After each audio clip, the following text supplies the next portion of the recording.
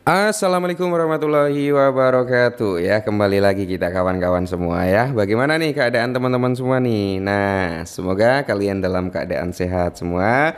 Dan tentunya saya doakan ya buat teman-teman semua jadi orang sukses. Amin, mantap ya. Oke teman-teman ya, kalau kita lihat langsung saja dalam sektornya meme coin bro, dimana PP ini menunjukkan posisi pertama ya. PP menunjukkan posisi pertama nih, bagus nih juga ya. Terus kalau kita lihat secara overallnya ya, seperti Dogecoin, Shiba Inu, PP ini udah mulai recover. PP 2%, Shiba Inu 0,78%, Dogecoin di area 0,52%. Nah, sedangkan kalau kita lihat dari beberapa altcoin lainnya seperti FVX ya, ada Fartcoin ini udah mulai ada recover juga ya. Kemarin kalau kalian memanfaatkan momentum lah ya dari penurunan SBX, Fartcoin, Shiba Inu, PP ya. Mungkin kalau kalian sedikit ambil posisi bro, ya bisa bisa sedikit profit lah ya kan. Nah beberapa altcoin lainnya seperti Floki juga udah mulai recover juga. Oke, dari memecoin udah mulai ada sedikit recover lah ya. Nah terus kalau kita lihat secara keseluruhan di sini bro, Fire and Greed Index, indeksnya altcoin, market cap ya ini masih ombang-ambing juga ya, belum begitu konsisten. Terus kalau kita lihat dari net flow-nya ETF udah ada mulai recover setelah kemarin itu sempat minus lumayan gede ya. Ya hari ini ada penambahan daripada net flow ETF-nya. Oke, terus mengacu pada Bitcoin dominance. Nah, Bitcoin dominance ini sebenarnya masih sangat overpower ya, Bro ya. Jadi Bitcoin dominance itu masih terlalu tinggi di area 64,1%-an. Ini untuk Bitcoin dominance-nya. Jadi selama Bitcoin dominance itu masih kuat, kita belum bisa berharap lebih nih terhadap perkembangan altcoin ya. Belum bisa berharap lebih karena siklusnya bro. Kalau kita lihat dari siklusnya altcoin session dulu ya, kita masuk ke altcoin session di sini. Kita itu masih dalam kategori apa? Bitcoin session bro ya, masih masuk dalam Bitcoin session yang dimana perputaran value saat ini itu masih mendominasi terhadap Bitcoin gitu bro ya. Kecuali nanti itu Bitcoin dominansinya turun ya, dominasi terhadap Bitcoin turun ya, kita akan melihat tuh dominasi ke altcoin lebih meningkat gitu bro ya. Oke, kita lanjut. Kali ini ada sedikit informasi buat para holder PP, kita gaskan. Nah, jadi di sini bro, analis harga koin PP itu pola langkah menunjukkan rally 62%. Oke, semoga saja bro ya, PP bisa naik 62% langsung sikat TP gitu bro ya. TP dalam tanda kutip ya jangan 100%. Ya kalian bisa TP mungkin 20, 30 ataupun 50% gitu bro ya. Oke. Saat open interest melonjak di area 74 juta US dollar. Jadi harga koin PP itu mungkin berada pada titik balik karena pola cangkir dan pegangan menandakan potensi rally 62% seiring lonjakan minat terbuka sebesar 74 juta. Oke ya. PP koin itu turun sekitar 3% pada 18 Juni dan diperdagangkan pada harga di kepala 10.2. Kali ini kan udah di kepala 10 ya, masih naik turun 9 10 9 10 gitu bro ya. Karena apa? Para pedagang terus meninggalkan ya aset beresiko akibat meningkatnya kekhawatiran geopolitik bro. Ya itu tadi bro, karena ada konflik dua negara dan statement daripada Donald Trump kemarin waktu Bitcoin itu sempat menyentuh di area 108, 109 itu kan ada statement daripada Donald Trump yang mengakibatkan market jadi crash ya. Makanya kemarin itu market sempat volatilitas iya sangat kenceng ya.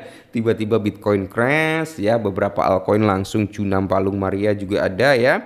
Nah, di sini kalau kita lihat bro, namun jika pembeli mulai masuk sekarang, harga PP Coin dapat pulih setelah pola cap and handle itu terkonfirmasi.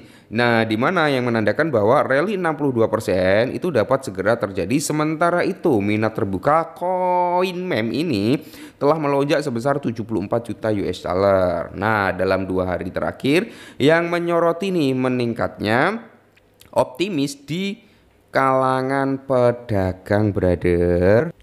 Nah, terus kita lanjut lagi bro. Jadi harga koin PP itu melonjak 62% seiring munculnya pola cup and handle. Semoga saja. Jadi kerangka waktu mingguan menunjukkan pembentukan pola cup and handle-nya bullish pada harga PP koin yang dapat menandakan apa? Dimulainya pergerakan naik. Pola ini terbentuk setelah harga koin meme teratas mengalami tren turun.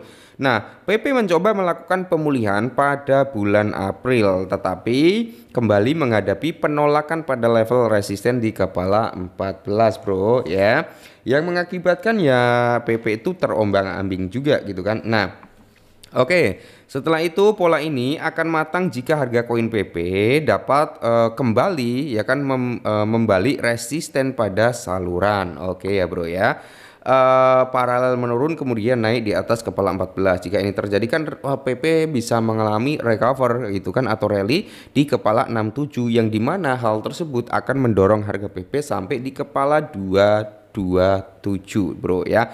Amin. Nah, kalau kita lihat bro ya, kita ambil gambar ini ya, kita ambil gambar ini. Nah, ini kan udah mulai ada apa ya, kayak pola capnya udah terbentuk, tinggal membentuk pola apa itu namanya ya, handle-nya gitu kan. Nah, di sini kalau kalian lihat di sini, kalau kalian amati ini bro, oke ya. Di sini kan ada salah satu candle yang sangat bullish ya, tebel banget tuh hijaunya ya kan sebelum dia mengalami penurunan. Nah, ini setelah naik dia mengalami penurunan membuat pola continuation yang notabene bro kemungkinan dia masih bisa untuk breakout kembali. Nah, contohnya di sini juga ada bro ya, contohnya. Nah, di belakang ini, oke. Setelah dia membentuk candle yang cukup besar ini bro, ya habis itu dia membentuk pola continuation bro ya, menurun, habis itu dia naik karena dia tertahan di area area supportnya ini ya, habis itu naik. Sebenarnya pola continuation itu berbagai variasi ya bro ya. Ya inilah bro, setiap ada kenaikan dia akan terjadi sedikit koreksi dulu sebelum dia meneruskan kenaikannya kembali. Nah, biasanya orang-orang menyebutnya pola continuation gitu bro ya. Oke, nah dimana kalau ini terkonfirmasi maka si PP bro bisa mencapai di area 227. Amin, semoga saja 227 berarti dia berada di posisi area resisten sebelumnya gitu ya. Yang dimana hal seperti ini sebenarnya bisa mendorong sentimen bullish terhadap PP. Oke, meskipun PP itu nggak memiliki utilitas, tapi dia memiliki basis komunitas yang cukup strong, yang cukup kuat. Makanya di sini bro, saya nggak terlalu banyak pegang PP, tapi saya punya karena saya masih optimis bro ya. Beda dengan beberapa rekan-rekan, mungkin ada yang memiliki lebih banyak dari saya juga banyak ya bro ya. Ada yang memiliki ratusan PP, ratusan juta PP maksudnya ya. Ada yang memiliki puluhan juta, ya mungkin 30 juta, 50 juta sampai di 100 juta ataupun hampir mendekati 1 miliar gitu kan. Banyak ya dari teman-teman yang memiliki token PP cukup banyak seperti itu. Tapi kalau saya nggak terlalu banyak juga bro ya. Kalau nggak salah itu di bawah 20 juta kepemilikan saya bro. Di bawah itu bro, ya kalaupun PP bisa mencapai di area 0,5 rupiah lumayan. Ya kan ada settingan harga di area tersebut juga gitu kan. Kalau PP bisa ke 1 rupiah ya lumayan. Jadi kita nggak terlalu tamak juga bro. Oh kita udah dikasih profit nih. Taking profit nggak masalah kan gitu bro ya. Dulu modal saya di PP itu kecil bro. Dulu saya hanya memiliki cerita ya bro ya, pengalaman buat teman-teman semua mungkin bisa meniru statement saya gitu kan. Dulu itu saya memiliki PP hanya 10 juta.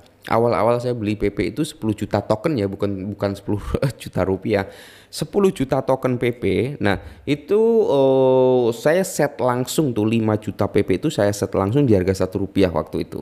Nah, sisa 5 juta itu saya buat scalping bro ya. Hingga akhirnya apa? Saat ini totalnya udah menjadi 20 juta koin PP. Ya, jadi secara tidak langsung ya kita manfaatkan momentum tanpa harus kita ngeluarin modal lagi, tapi token kita bisa meningkat gitu ya. Oke, mungkin ini dulu bro sedikit informasi tentang PP. Semoga saja dalam waktu dekat PP bisa recover sampai ya kepala 2 gitu kan. Amin. Tetap semangat dan salam cuan.